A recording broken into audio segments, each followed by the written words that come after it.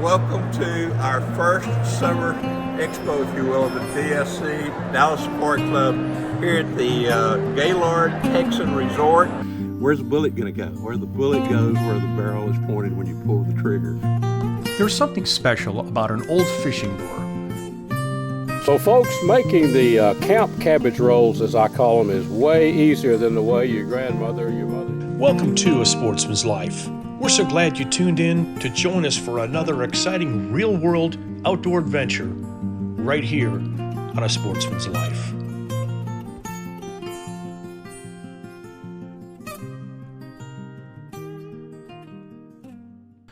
The 2025 Dallas Safari Club Summer Expo at the Gaylord Texan Resort was a major success, bringing together the hunting and conservation communities.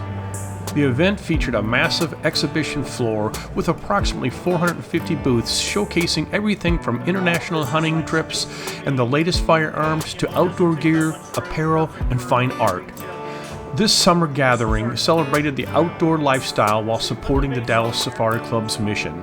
Beyond the exhibits, attendees enjoyed a full schedule of special events.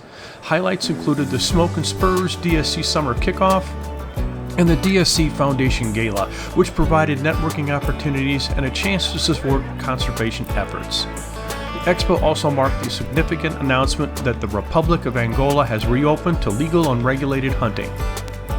The Gaylord Texan Resort offered an ideal setting for this premier event, which has already been scheduled to return in July of 2026. We'll see you there.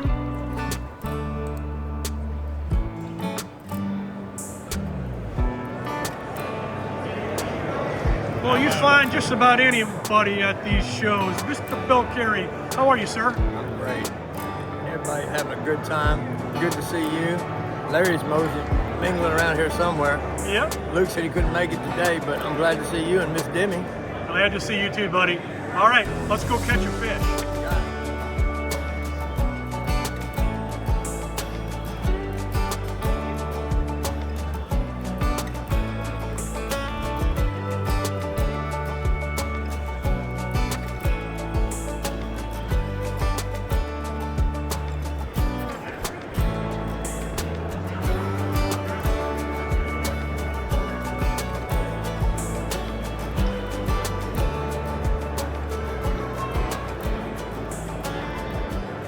Welcome to our first Summer Expo, if you will, of the DSC Dallas Sport Club here at the Gaylord Texan Resort. It's going to be an annual event from everything I'm hearing. This was in the middle of July, had an absolutely great number of fantastic booths here. So many people here today.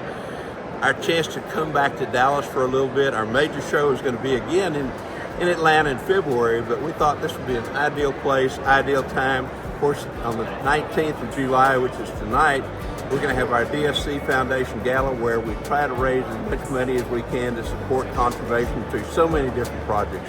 If you missed it this year, please show up next year. You can learn more about DSC by going to www.biggame, that's BIGGAME.org, and about the foundation, going to dscf.org.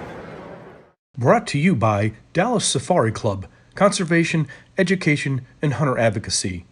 Hornady, accurate, deadly, dependable. Taurus Firearms, maker of the Raging Hunter.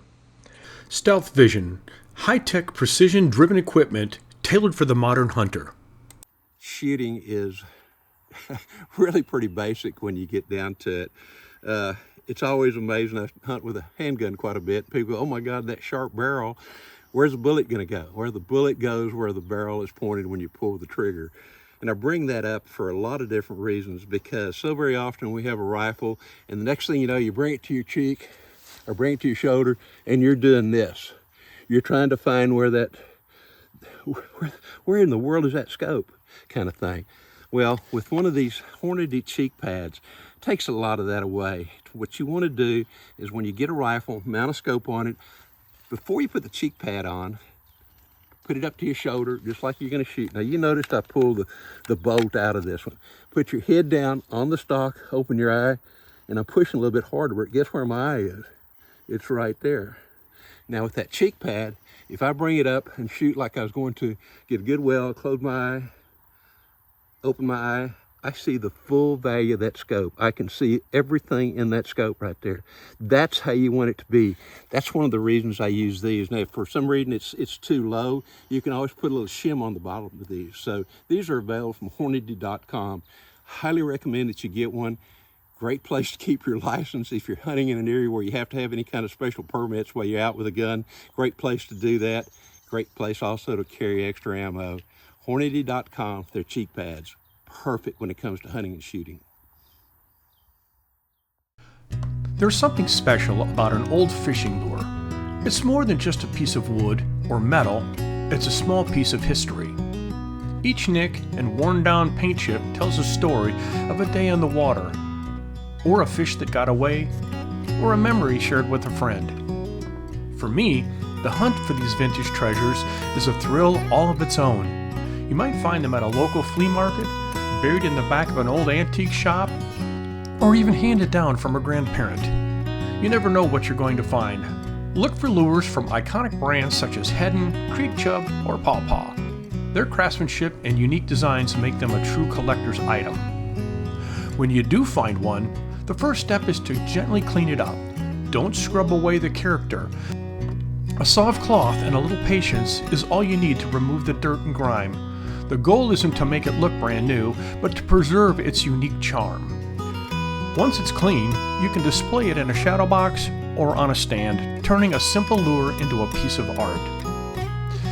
This hobby connects us to the past, reminding us of the timeless joy of fishing. It's about preserving a piece of history, one lure at a time. So next time you're out and about, keep an eye open. You might just find your next great catch. A Sportsman's Life is also brought to you by Mossberg, American built, American strong.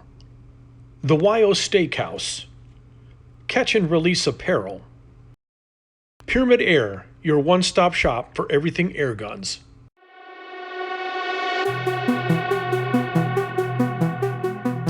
Artificial fishing up here at Lake Texoma. At Striper Express, we love topwater. We live for it. But something that you never rule out is we use a lot of slab spoons. Some people call them casting spoons or jigging spoons, but it's basically just a piece of lead with a hook on it. Although we do a lot of overzealous crappie jigging, hitting the bottom, lift it up, shake it, and let it fall with a tight line, be prepared for the fish to hit it. You also need to know that anytime you're in the water, strike zone, have your thumb rubbing that line as it's falling, because those fish can stutter it and hit it on the fall, and you want to be prepared. There he is. All right. Oh, there's one. As soon as I picked it up. That's a double. That's a double. And that's a striped bass. These stripers are in this ditch. Here's another one.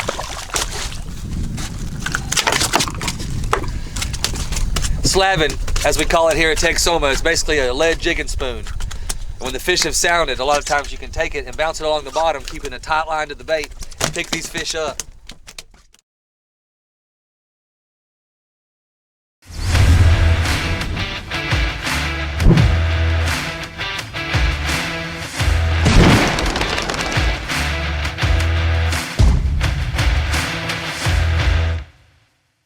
If you're looking for the best way to bring game to the table, check out Vineyard Max Deer Products at vineyardmax.net or find them on Instagram and Facebook.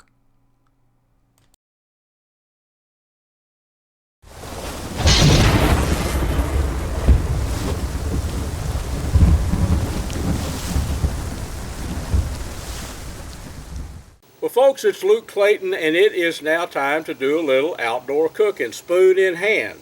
We're going to make some camp cabbage rolls, and I think you're going to be impressed at how easy it is to make them. I've got the cook stove going out here in the little, this is my cabin behind the house where I do a lot of my recording and some of my outdoor writing. But let's start cooking some camp cabbage rolls, something you can do at home. In 45 minutes, you can, from start to finish, you can have some great cabbage rolls the easy way. So let's get going. So folks, making the camp cabbage rolls, as I call them, is way easier than the way your grandmother, your mother used to make them cook them in the house. They tie up little, cabbage leaves with thread and all that kind of stuff. No, we're not going to do that. This is way easier. What you're going to need is some V8, spicy V8 juice. You're going to need a head of cabbage and some good spicy breakfast sausage. Now, we've got some Kubi's spicy breakfast sausage, and some jasmine rice, and a pot, of course. So what we're going to do, we're going to mix this, make some little sausage balls, and mix this raw rice in with it. We're going to chop the cabbage up, and then we're going to cover everything with spicy V8 juice. I'm going to tell you what, this is way, way easier than the conventional method, but it could be made at camp. Oh, in 30, 40 minutes you can have this ready. So let's blend all the ingredients and get them in the pot. What do you say? So my friends, here is the spicy sausage, breakfast sausage with the jasmine rice mixed in, little sausage balls. Folks, it doesn't get a lot simpler than this, but you're talking about tasty. Let's grab this spicy V8 juice here and let's pour that in. We're just basically going to cover the meatballs with this. It's about right there. And I'll probably add just a little more rice and probably put a little more cabbage on top of this. We'll put a lid on it and let it cook for about 30, 40 minutes, real slow.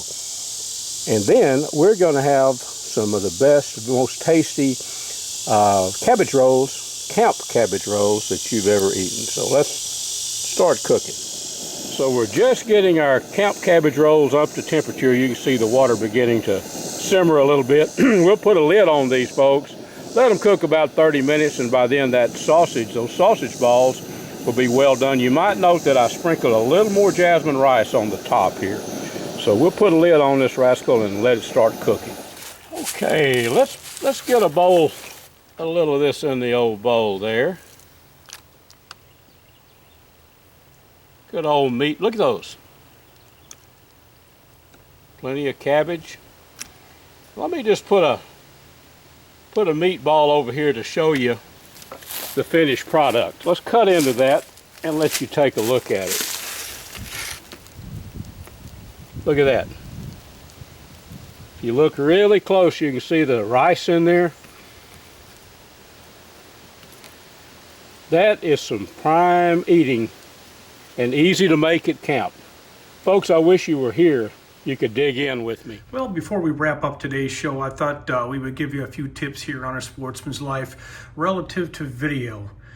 When we videotape our outdoor adventures and our hunts, etc., we use a tripod. Always use a tripod. It stops the shake and movement of your camera. If you can do slow movements as such, you get much better video. I highly recommend you get a tripod with a fluid head, because that allows you to do these slow movements like so. And when you do that, your videos will turn out so much better. So just leaving you with this little tip, filming in the outdoors, use a tripod with a fluid head, you'll have much better videos. Thanks for joining us this week on A Sportsman's Life. Folks, this segment was brought to us by Gearhead Archery, Smoke Intex Electric Smokers, Snaplock Hunting Blinds, YO Ranch Headquarters, Ultramatic Feeders, and Catfish Pro. Tune in next week for some more real-world outdoor adventures right here on A Sportsman's Life.